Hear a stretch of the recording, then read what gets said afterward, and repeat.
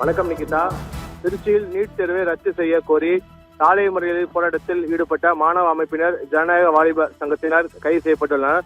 இதனால் திருச்சியில் பெரும் பரபரப்பு ஏற்பட்டுள்ளது.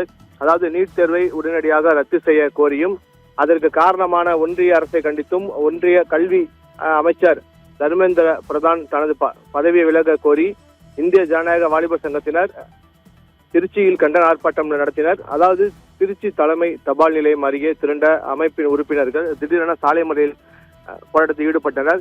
மேலும் சாலையில் அமர்ந்து ஒன்றிய அரசுக்கு எதிராக கோஷங்களை எழுப்பினர். அதாவது இந்த போராட்டத்தால் அந்த பகுதியில் திடீரென பரபரப்பு ஏற்பட்டது.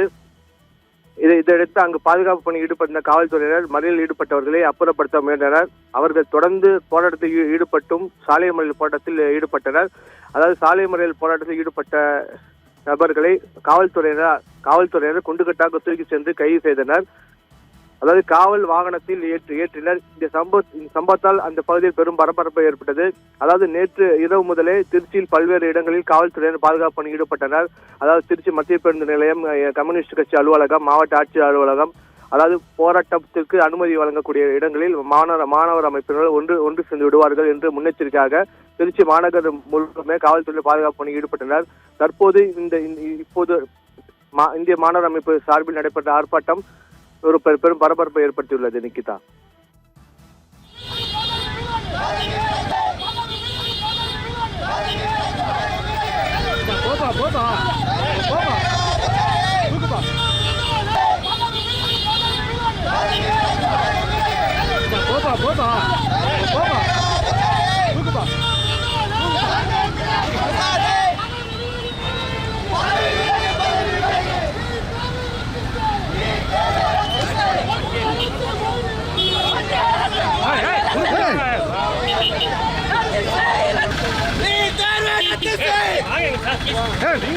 அவங்க வண்டி அப்படியே விட்டுக்கணுங்க. நீங்க